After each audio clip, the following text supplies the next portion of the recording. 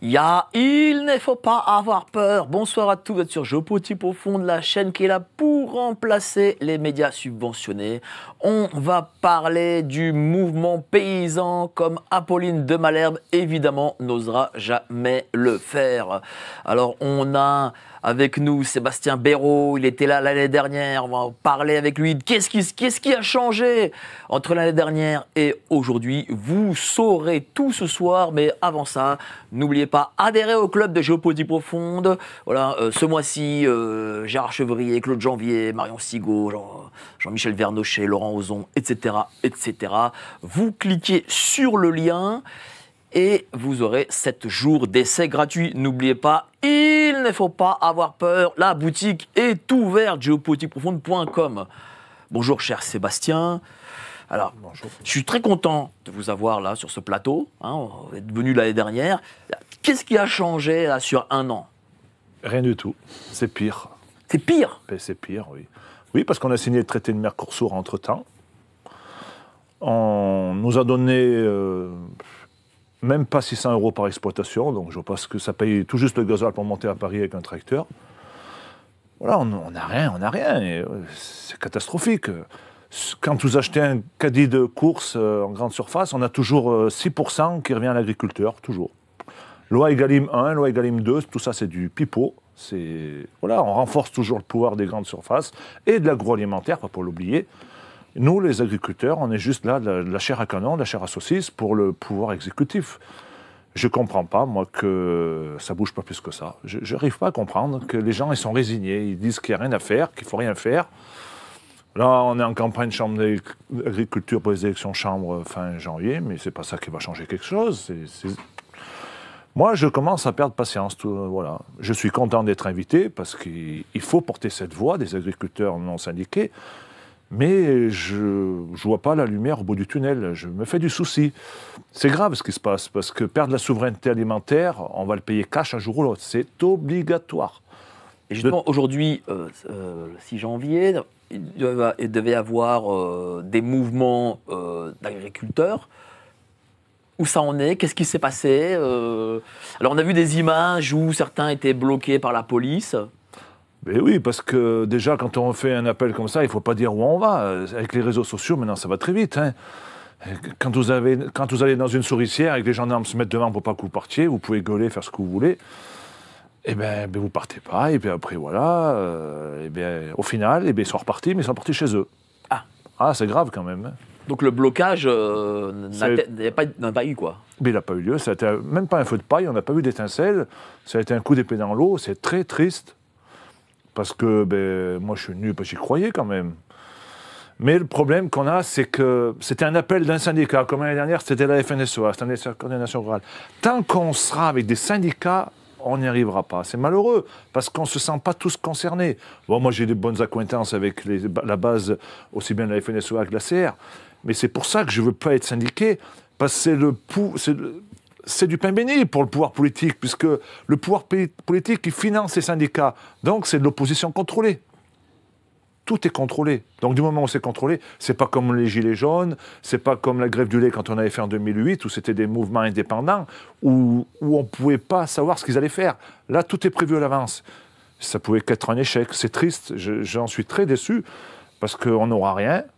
Et en attendant, on a toujours 2 suicides par jour. 50 à 60 exploitations qui disparaissent tous les jours, ça fait 20 000 exploitations par an. Vous imaginez qu'on a 350 000 exploitations, dans 10 ans, 15 ans, c'est fini, il n'y a plus de paysans en France.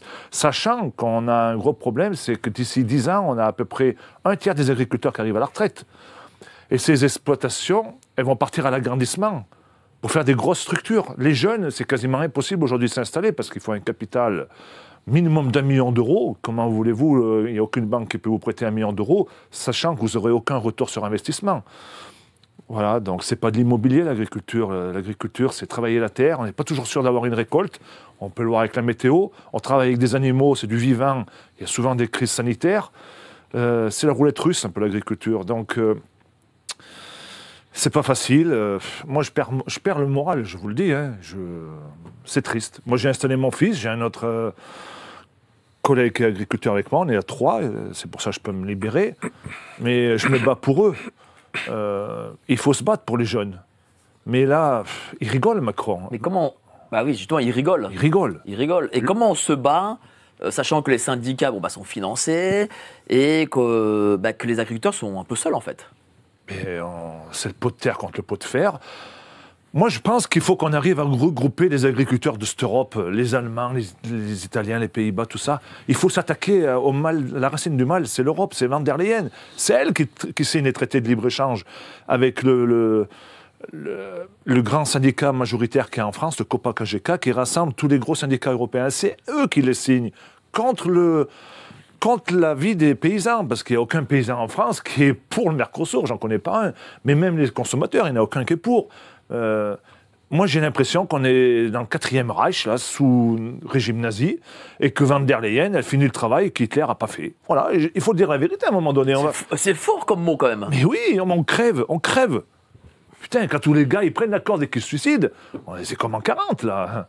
En 40, ceux qui ne voulaient pas la guerre, ils prenaient une cartouche. Là, aujourd'hui, vous ne pouvez pas travailler, et bien, vous êtes obligé de vous suicider pour essayer de sauver ce qui est sauvable derrière pour vos enfants. Mais... Alors, on va revenir à la discussion, mais d'abord, je vais présenter nos amis autour de la table. Sylvain Baron, activiste révolutionnaire, le Robespierre de Géopolitique Profonde. Comment ça va, Sylvain? Très bien. En plus, tu parles de Robespierre, ça me va très bien. Ah, je le sais, c'est pour ça que j'en parle. Et voilà, Révolte, il a écrit Révolte. Il a théorisé la révolution, la prochaine révolution, tu vas nous en parler. Ouais. En face, nous avons Franck Larrey-Kessou, qui a un mouvement politique comment on pourrait dire ça, de société civile. Société civile. La société civile, ouais, pour l'Union nationale, absolument. Donc la société civile. Et toi aussi, tu étais restaurateur d'ailleurs. J'étais restaurateur. Là, on a vendu suite au Covid le restaurant, mais oui, commerçant, et ça nous touche aussi. Et j'imagine que tu avais des liens étroits avec, parce que tu vendais du saucisson corse, je me rappelle. Oui, de la charcuterie corse. Voilà, donc avec des agriculteurs corses, des producteurs corses, et effectivement, c'est facile nulle part. Quelques régions que ce soit, c'est compliqué. Pareil, donc, mais même dans toute l'Europe. Oui, dans toute l'Europe. C'est pour ça que cette situation me touche en tant que responsable de la société civile pour l'Union nationale. Parce que, comme on le dira certainement, mais c'est la souveraineté de la France un peu qui se joue. Un pays qui n'a plus de paysans, c'est un pays qui n'existe plus. Et en plus, c'est la belle, la nourriture en France. Moi, j'aimerais que les grands restaurateurs, les guides étoilés, les guides Michelin, bien sûr, ils revendiquent pourquoi on ne les voit pas avec nous dans les manifs? Le jour où il n'y a plus de paysans, ils vont faire... Mais certains, je ne suis pas sûr qu'ils soient d'accord avec vous, malheureusement. Avec le poulet ukrainien, avec le poulet brésilien, ils vont nous faire... Je suis d'accord avec vous. Non, mais je suis d'accord avec vous, c'est pour ça que c'est un sujet important, mais je pense qu'on aura le temps d'en discuter ce soir. Merci à toi, cher Franck. Et à ta droite, Nicolas Lefebvre, il vient de Belgique, il est activiste belge, il va mettre les mains dans le cambouis. Comment ça va, cher Nicolas? Ça va, ça va. C'est un peu bizarre de te voir. Merci, on s'est déjà vu quelques fois. On s'est vu pas mal de fois même. T'as des choses à dire, je sais que t'as des choses à dire, parce que en Belgique, là, ça... On est au cœur du système. Voilà. On est au cœur du malheur, quoi, de ce qui se passe en Europe. J'étais dans le mouvement des Gilets jaunes en Belgique, qu'on ne parle jamais, mais on a fait pas mal d'actions. Et alors, j'ai créé aussi le Bon Sens Belgique, où on a aussi fait pas mal d'actions, et on a aussi fait passer des lois et interdit certaines lois de passer. Donc, on a quelques victoires à notre... Mais alors, j'ai perdu dernièrement mon emploi, parce que justement, j'ai dénoncé pas mal de choses en Belgique. Mais bon, c'est comme la France, mais en fait, la Belgique, je vis bien, parce que j'ai ma conscience tranquille. Mais la Belgique, c'est comme la France. C'est-à-dire, dès qu'on parle un peu, on coupe les têtes. C'est pire, c'est hyper sournois chez nous. Donc, quand on a eu les Gilets jaunes en Belgique, il y avait pas mal de... C'était la société civile qui était représentée. Hein. On avait fait des calculs par rapport à combien d'indépendants, combien de chômeurs, combien d'ouvriers, combien d'employés il y avait dans les manifestations. Et on s'est rendu compte qu'on avait exactement la représentation civile. Et donc, tout ce qui était indépendant et autres, le lundi... ils étaient contrôlés le dimanche, et le lundi, ils avaient un contrôle fiscal à la maison, quoi. Ah. Donc, c'est comme ça qu'ils ont tué le mouvement en Belgique. Hein. Merci à toi, cher Nicolas. Heureusement.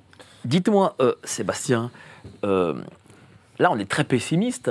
Moi, j'ai l'impression, parce qu'à chaque fois, on a envie que ça marche. On a envie, parce qu'on nous dit, oui, les agriculteurs vont faire ceci, et on a envie que ça marche. Même si on est parfois un peu pessimiste, et ça ne marche pas. Comment on fait? Comment on peut créer cette union? Parce que je pense que ce qui manque, c'est vraiment l'union, quoi. L'union entre les uns et les autres. Mais oui, mais le problème, moi, que je suis un peu sur les réseaux, tout le monde me dit « Ouais, c'est super, on va te soutenir, on va y aller ». Au final, les gars, ils restent dans le canapé. Hier, on était bloqués par les gendarmes, je prends le temps de discuter un peu avec les gendarmes. Ils me disent « C'est super, les gars, ce que vous faites, on est avec vous, on est avec vous ». Mais pourquoi vous nous bloquez? Pourquoi vous ne faites pas une brèche la nuit en disant que vous êtes endormis ou je sais pas où? Les gendarmes ont dit ça? Mais les gendarmes, ils sont enfants avec nous, mais ils sont payés par l'État profond. Ils ne comprennent pas qu'à un moment donné, il va falloir se mettre avec nous. Putain, si on a les forces de l'ordre avec nous, on a gagné. Sans une goutte de sang, sans rien. Moi, je ne demande pas à les tout casser. Ça sera à nous à payer derrière. Il faut qu'on ait l'armée, il faut qu'on ait les gendarmes avec nous. Et le pire, c'est qu'ils comprennent que si on perd notre agriculture, leurs enfants, ils mangeront de la merde. Tout le monde le comprend. Il ne faut pas avoir fait Sciences Po Léna pour le comprendre. Donc, ils en sont conscients, mais ils ne bougent pas, ils ne font rien. S'ils peuvent vous tirer à balles réelles dessus, ils le feront. Mais je pense qu'ils le feront. Hein. Ils le feront. Comme à l'époque de Clémenceau, ils l'ont fait. Hein, et ils continueront à le faire. Ils l'ont fait avec les Gilets jaunes aussi, avec le LBD. Mais manger de la merde, parce que pourquoi? À cause du Mercosur. Qu'est-ce que c'est exactement ce traité Mercosur? Mais le Mercosur, déjà, ça fait 25 ans qu'on en parle, et ça fait déjà 25 ans que l'alimentation vient de là-bas. Il faut savoir qu'en France, quand vous consommez n'importe où, à peu près 70% de votre alimentation dans votre assiette, elle est importée. Beaucoup en Europe, mais beaucoup aussi du Brésil, d'Amérique, du Canada, les lentilles du Canada, la viande aux hormones d'Amérique, et bien entendu le Brésil. Parce que le Brésil, actuellement, c'est une terre très riche. Et ils peuvent faire 3 cultures dans la même année, dans le même champ, parce qu'ils ont un super climat. Donc, ils font une rotation maïs, blé, soja, ce qu'on ne peut pas faire en France. Et donc, aujourd'hui, ils arrivent à produire pour nourrir 2 milliards d'habitants, sachant qu'ils ont 60% de leur terre, que c'est la forêt amazonienne. Donc, il suffit qu'ils déforestent, c'est ce qu'ils vont faire, pour nourrir la moitié de la planète. Sauf qu'ils nourrissent la moitié de la planète, mais avec des hormones de croissance, pour leur viande, avec du Roundup, du glyphosate dans chaque culture, des choses qu'on n'a pas le droit en France, et tant mieux. Alors il y en a des syndicats, ils disent « ouais, mais il faut qu'on ait le droit à mettre plus de produits chimiques pour concurrencer ces produits ». Mais non, justement. C'est très bien qu'en France, on ait certaines normes pour avoir une agriculture un peu meilleure qu'ailleurs. Mais je pense qu'il n'y a pas d'autre solution que de fermer les frontières à un moment donné. Parce que ce que Van der Leyen croit, elle croit qu'en faisant rentrer beaucoup plus d'alimentation d'Amérique du Sud, parce qu'il n'y a pas que le Brésil, il y a l'Argentine, l'Uruguay, le Paraguay, elle va vendre plus de voitures Mercedes et compagnie. C'est pour ça qu'ils veulent le faire. Sauf pour les Allemands, quoi. Voilà, c'est toujours été... les Allemands. Depuis la Seconde Guerre mondiale, de toute façon, c'est les Allemands qui ont toujours gagné. C'est le 4e Reich. 4e Reich. Quand on a fait l'euro, ils sont partis avec 80 000 euros par tête de pipe par rapport à nous, parce qu'ils avaient un Deutschmark plus fort. Ils ont toujours eu les meilleures commissions alors qu'ils avaient perdu la guerre. En fait, ils n'ont pas perdu la guerre, ils détiennent l'Europe. Basta. Donc... Mais moi qui suis allé au Brésil, les Brésiliens, ils ne vont pas gaspiller leur argent en achetant des voitures allemandes. S'ils peuvent avoir des voitures sud-coréennes ou chinoises, moitié moins chères, ils vont le faire, ils ne sont pas fous. Donc je pense que Van der Leyen, ce qu'elle veut, c'est affamer la population européenne, il n'y a pas d'autre mot. Parce qu'après, on n'est pas à l'abri un jour ou l'autre. Parce que quand on aura tué... Parce que là, c'est les Français les agriculteurs français. Mais en Allemagne, c'est pareil, en Italie, c'est pareil. Tous les agriculteurs, on est sur la paille. Ils se mettent tous à faire des biocarburants, de la méthanisation pour essayer de sauver leur cul. Nous, on ne passe pas un jour sans être démarchés pour mettre des panneaux photovoltaïques, pour mettre des éoliennes, pour mettre de la méthanisation. Parce que, déjà, l'Europe veut imposer 30 à 35% d'énergie renouvelable. Et ça devrait être les agriculteurs qu'on devrait le faire. Mais nous, on ne veut pas. On n'a qu'à faire de l'énergie renouvelable avec les centrales hydroélectriques ou autre chose. Mais en fait, ils sont très malins, parce que comme ça, en nous faisant faire autre chose, on n'aura plus d'agriculture en Europe. Et donc, un jour ou l'autre, on n'est pas à l'abri qu'il y ait une guerre ou qu'il y ait vraiment un virus comme il faut. On l'a vu avec le Covid, un pseudo-virus qui a duré rien que 3 mois. C'était un peu l'apocalypse. Dès qu'il n'y avait plus d'importation, on l'a vu, il n'y avait plus de médicaments qui venaient d'Inde, plus de viande qui venait. Et bien, nous, les agriculteurs, on était venus les rois du pétrole parce que les consommateurs, ils venaient chercher du lait, des légumes, tout ça. Mais imaginez que ça dure 4 ans comme une guerre 39-45 ou 14-18. Mais à Paris, je vous promets, vous allez manger tous les rats qu'il y aura, il n'y en aura pas pour tout le monde. Justement, parce que les gens ne comprennent pas la ça. La stratégie aurait pu être simple, là, aujourd'hui. C'est-à-dire bloquer les centrales d'achat, les Rungis et compagnie. Et puis c'est bon. Pourquoi ça n'a pas été fait? Je comprends pas. Parce que c'est des syndicats. Et les syndicats, ils vont discuter tous les 3 jours avec Macron, avec le ministre de l'Agriculture, avec le Premier ministre. Et s'ils leur disent... En plus, il faut savoir que les syndicalistes, ils ont fait des grosses actions, la CR dans le sud-ouest, ils ont sûrement des grosses ardoises. Donc quand ils vont voir Macron, qui leur dit on va peut-être bloquer Rungis ou bloquer les centrales d'achat, Macron leur dit vous n'avez pas intérêt à vous amuser à ça, je vous conseille de partir au bout de 24 heures, c'est ce qui s'est passé. Parce que s'ils ne font pas ça, ils vont bouffer leur baraque, ceux qui ont tout cassé là-bas, vont bouffer leur exploitation. Donc Moi, à mon avis, il faut y aller tous avec un drapeau bleu, blanc, rouge, qu'on soit paysan, commerçant, artisan, ouvrier, quoi qu'on en parle, on est obligé de manger au moins une fois par jour. Hein. Si on ne mange pas de 2-3 jours, on ne vivra plus. Dans la vie, il nous faut une fois dans la vie un notaire ou un avocat. Mais l'agriculteur, on en a besoin tous les jours. Ouais. Et je crois bien que c'est une grave erreur que de croire que ce sera les Brésiliens ou les Américains qui vont nous nourrir à long terme.